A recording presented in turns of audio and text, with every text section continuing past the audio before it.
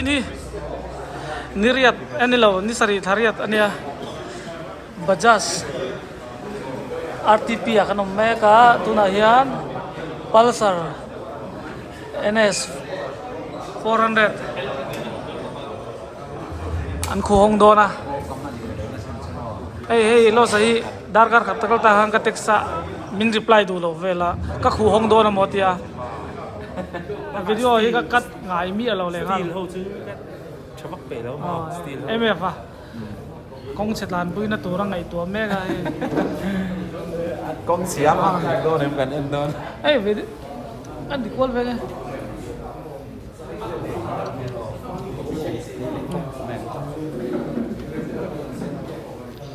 cái video anh lắc quên lại thì cái này là ngay tiền zero thì khác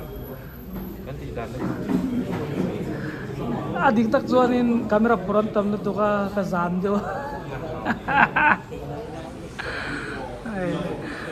mà phải là lâu mà xong rồi sao mua ai NS 250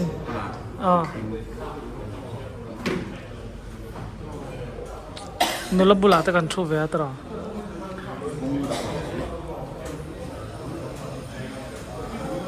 $250 hey ta hin 400 Dominar kan ya lung lai ya khanin udinga ta tur udinga zor tur kha kan lot kan thier ta hi Dominar hi ka khal don nuam kha mai ro chuanin tlai hianin Avenger and zoom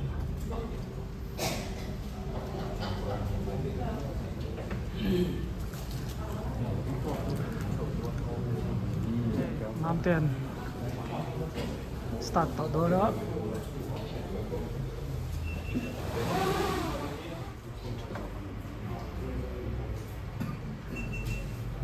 mà phải lấy chôm lỗ sẽ rất lặng riêng không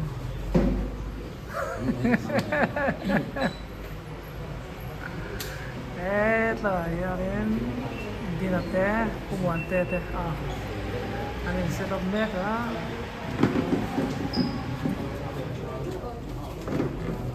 Hello. Possible introduction point I can give you. Sure, Aaron again, Bajaj, RTP Bajaj, dealer principal here. Buna, maybe can launch plan hit last minute though. I'm here also. Kan so many no guy, my full morning no talk here. Who also do? I think the phone here. No post up here. So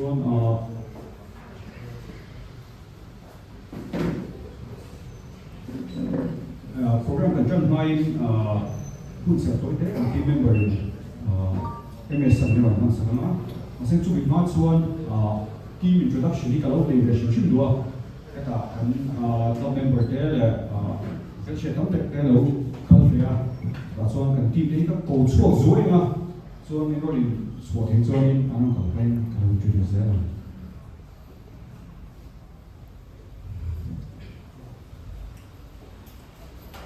APC area autota shiata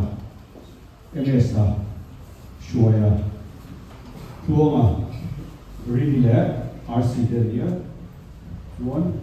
tomorrow so to reach Jeremy area so sira so pukumara le sankiba ndiboga so an team member tharhi na bulo we theram chanania ka saron join sia Trong trường Dominar also come here.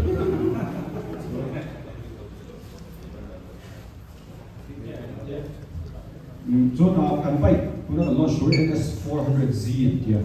Tungkuma and bike launch in there here. So one a bike san sin su, aki chang lewin info bike san. So it's years old. So a bike here, we have price le down payment for in Africa. So one program ini jangan ini sangat solid,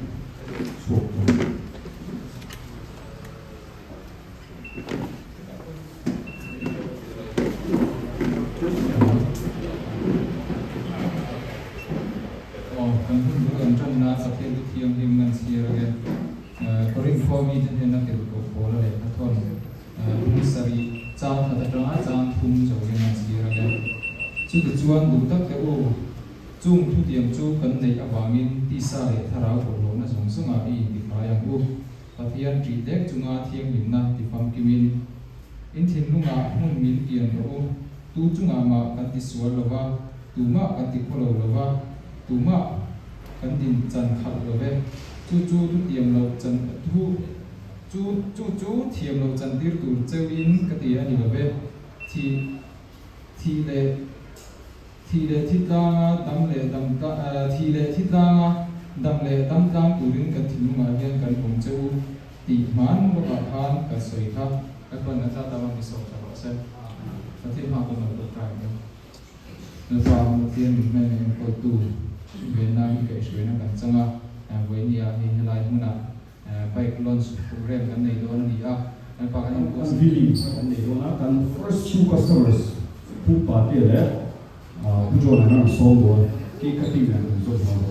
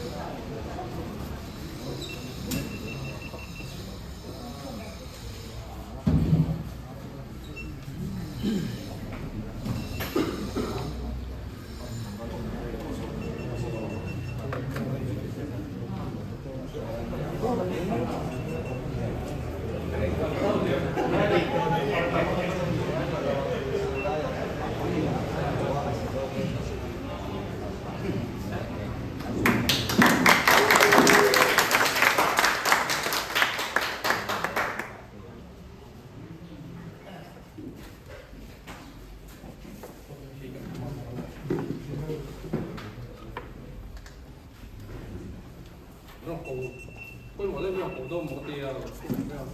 知道啊，聽出嚟都咩個？啊咧，會那等拜嗰陣時，嗱，學咪啊？誒，都係喺 live 咩個？都拉喺緊 live 少啊，live program 緊緊，咪天點同埋點係隨嗰度做 live 啲一場人 view 啊，啲仲嗌兩錯話啦，話其實咧當作呢差別啦，啱啱我做。Amaro chu internet line na chian lawin trong te bung bung wa eng mani fi lo ti te om thina kha kha a boi tha du mai ma se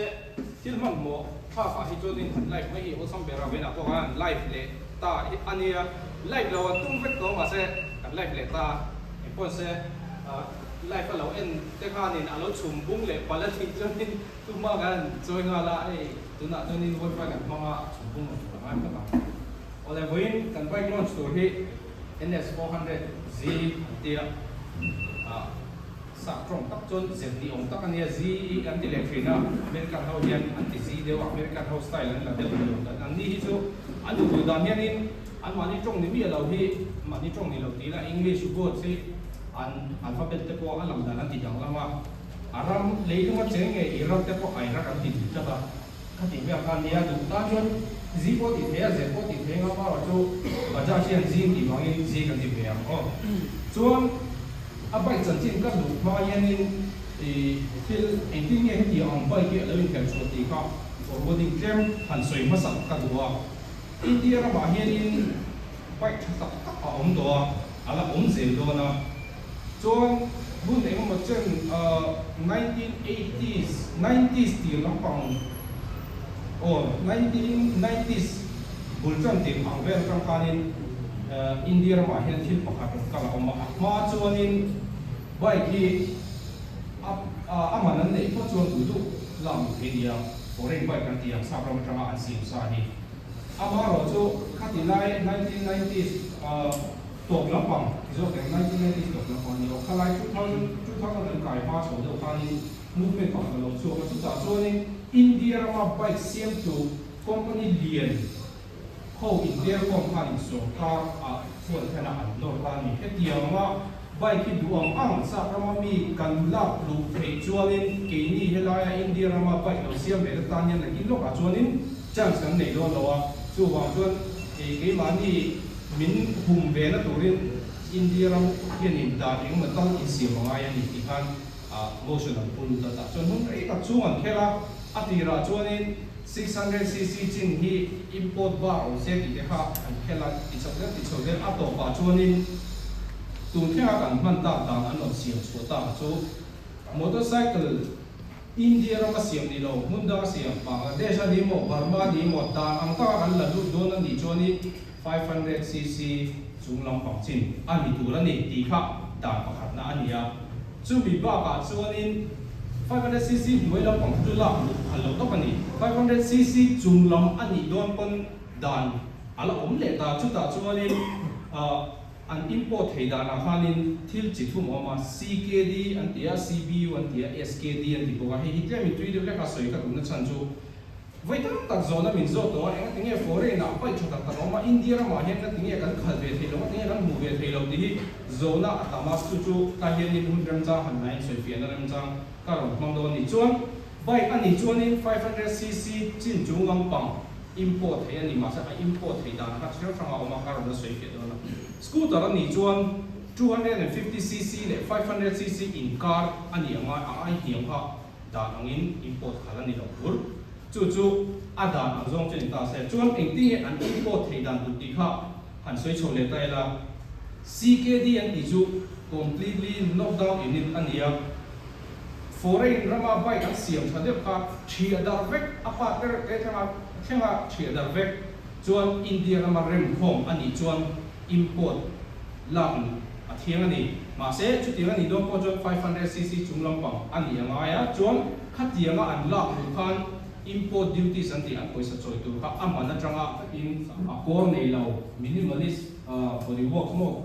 akor nei tlek khayang per chap thadeu in thazau deu khan num deu chu tiang chu naked street fighter and upken chu ani ta ming chuan chuan he ba ke a ming hu zo do nem ti a specification frang te ta hian in an chia so wa kan soi ho chonga chuan ha me han en mai hian in bike an deu ani a NS range a hian in bike chi frang oma 125 atanga he 400 thenga om ta ka ho kha in chuan in mo chen a ai ang de put mai a chu chuan chan thui ta kan ne a kan pu te lam pang hian chan kum lein thi la ti ngai lo kan ti to kha mi zo te chuan in thili dang lam thoi se a chỉ sang hi tầm được bổng xe kan tia a kan du dam ni ma se mi zo te hi India rama I enga ma hianin thil nei so te lo ma chonin ma soi tu kan ni ngai lo wa heng Bajaj product te a lei tu tam ber hian 125 lei thei khan 400 ang kha du bia mo 200 ang 250 ang te a du bia ma se 125 chak a lei thei sia khat tia ani wa khanin a in ang tam thei ang ber kha Bajaj hian an pasal lain an anong ka choi tu ta an pasal lain design ni an chuang ma tho kan lai ka Glen Para designer la lu tu mai USB charging socket an ne ya handlebar hi ko ti lu lo chân tang le tu ka handlebar hi hydrophone developer handlebar ti chu mi om zia chu I hydrophone ka ti chu hemi handlebar tam tak hi pipe welding chop ani ta ni ti an welding khanin a welding na kha on drop thina chuan a siam boi tha ma thiran chuan tuya a chuan tui kha a zu enge hetia zu chu lun na tu a da yan ti kha siam ma kha khaman to ka siam ma thina hydrophone an ti chu hemi she bang se yan thil aum sa ta chu ta chuan in pipe kha an da lu ta thi na lu tu kha ha ko ta pok me an duang she chin tiang chu hetiang handlebar hi an da ni chu traffic na chu a welding na engma aum lo wa chuan a siam o sama chuan a khong traffic ma hemi bi ka hian a finishing of the dang lam de ka temin an border coating hi an non tim mu de ka hian a ti dang quality view in ka ria chuan right by wire aron mang ta ni right by wire om ji chu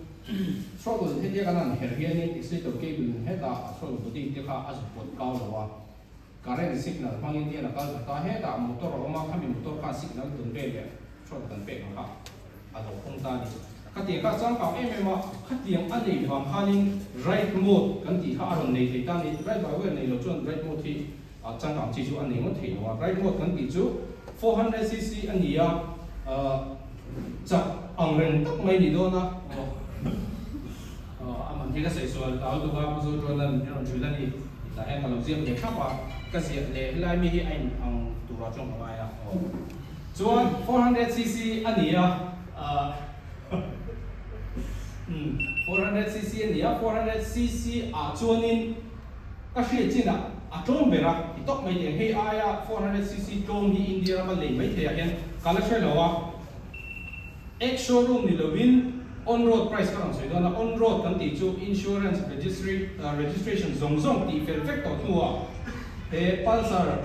NS 400Z noi ni le singkhat le samru zali somthum pathum noi ni singkhat samru zali somthum pathum o kala sei so ram milon ni bel kata direct wa noi ni singkhat samru zali somthum pathumin on road he ni insurance registration zong ti perfect to tua chu acha ka ti khop mai 18 nge he ti ya ang 我的做呢，哎，我的和如错，如果还在那样，甚至都送停了，就随着他。所以来 bike delivery กันดีนะวิสิเลไม่สำคัญ bike ที่ first delivery เราดีคุยเซ็งส่วนช่วงนี้ส่วนกิฟต์กันเป็นรู้ว่าผู้ป่าเทเลฟูดช่วงนี้ช่วงนี้ส่วน refreshment และbike เลยผมจะเรียนตัวเรื่องส่วนต่างต้องเห็นซาโต้กับตัวนี้เราสอนเรื่องปาร์ตี้เราโชว์ละ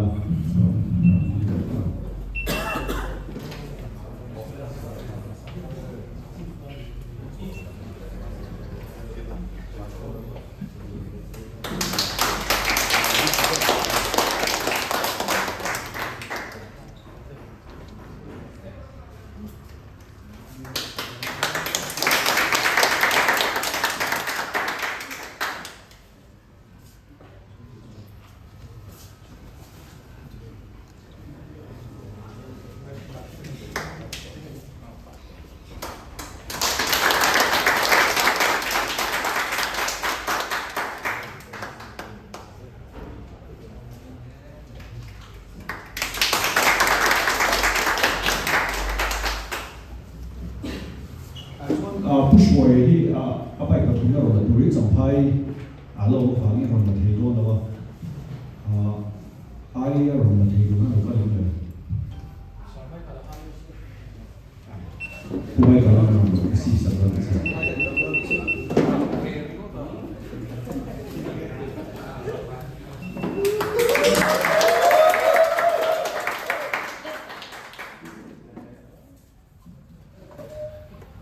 ้กันผมก็ช่วยเพราะว่าเป็นน้ำหลงที่เราเสีย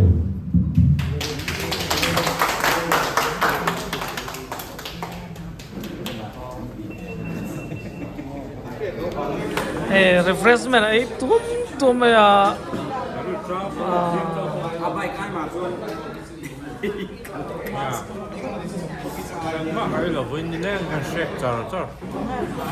บายได้จุ่มใครนี่ไอ้เสียนตำรวจก็ลากก่อนวักไงนะก็ใช่เราซอไล่ซอติเชียนี่นะไอ้ตอนนี้เราไม่ได้ผมไม่ใช่ตัวเปล่าเนาะซอไล่ซอนี่เลียเจี๊ยนี่เลียเลยนะตัวสารพัดเนี่ยมวยเลียเจี๊ยซอเนาะอินเมกะasal tu ye me saral te ani ya video la tu jo ai tai long tong ye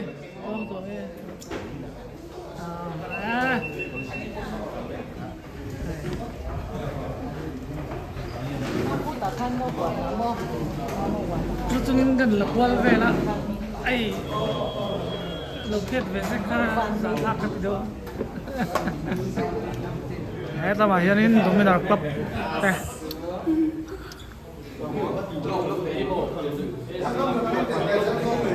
anh có nói về nó hay event rồi tiền như thế này gắn tay plom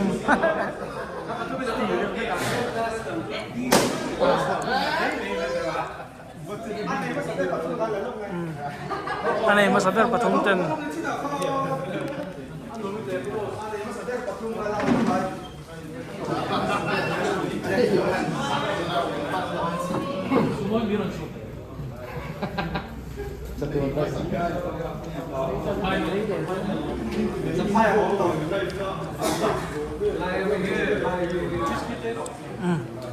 là lẽ là con camera ni dang zong zong ai na fiang a chan chu pro in kan set lat tamo Ase 60 FPS ada lui chat. ada lu ta cái mà camera min soi à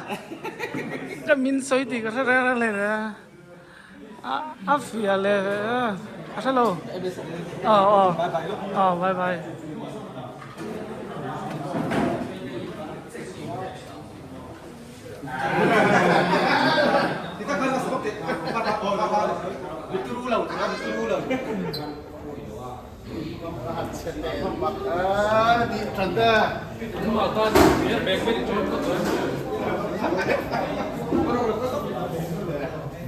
cái nung lâm phẩm cái buôn em về nó chuan Bluetooth connect thấy không? Kan lang cái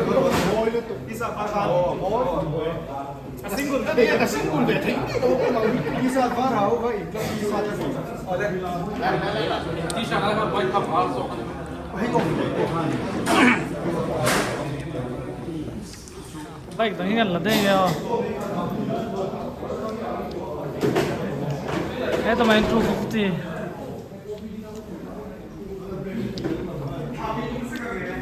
Mục sao có mày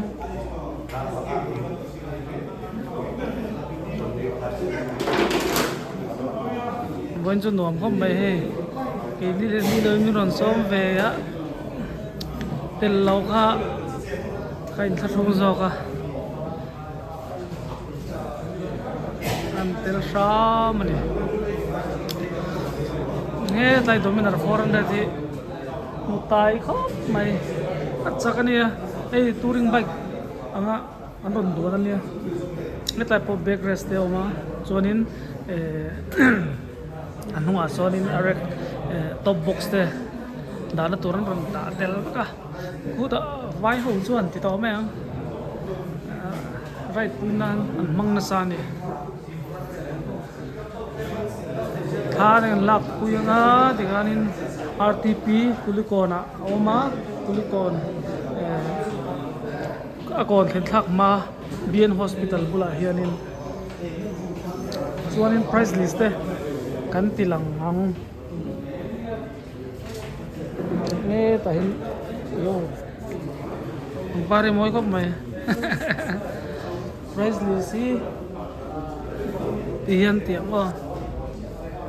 nge price list ni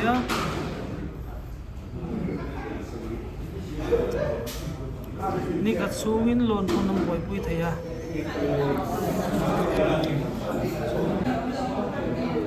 lo konte kula dor zur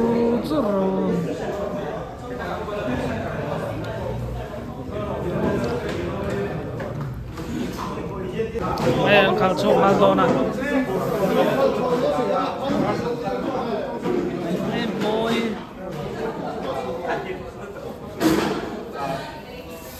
Uncle chua main on vezuk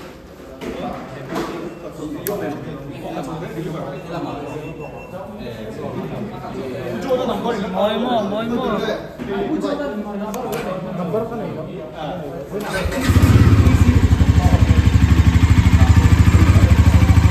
hello met nung mai si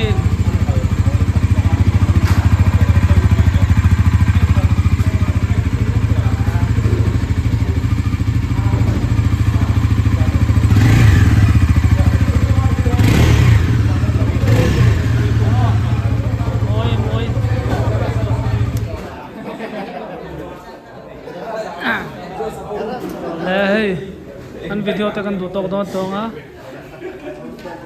RTP a lo bukanga lo leng lu tanga lo leng lu turingan so vek châu ni do tại sao nên em nó sát tộp lì thì là môi không này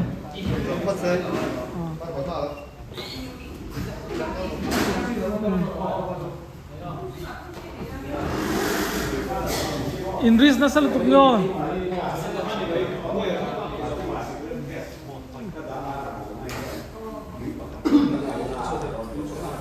Insung lam ha khal chho do na ari te lầu ngơi thật là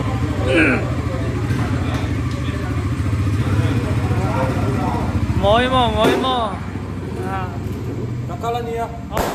mong thô anu pui ngam lo do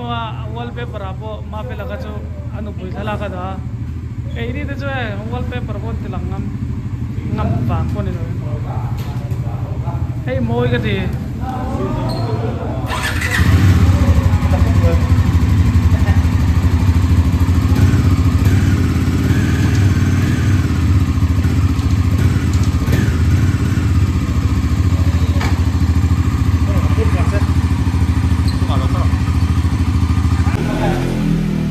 le insung la wang kal don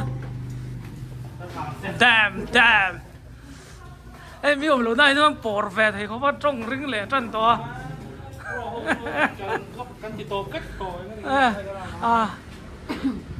headline cho hết đó mình đã hát làm chuộc số đầu chơi vào bay cái trăng càng là tôi có khăn thiểm chia là wa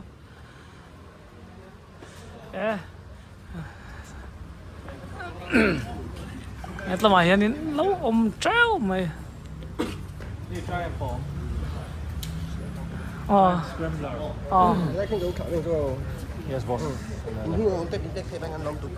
cái này đâu còn lồng mồi mò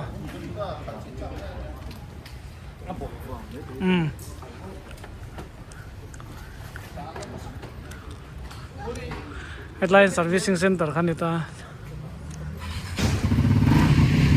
ADTSI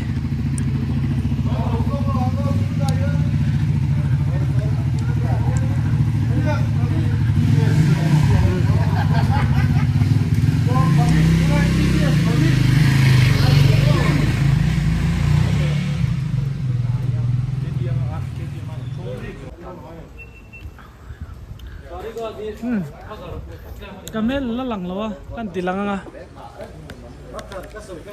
kan ho tak do dong le hey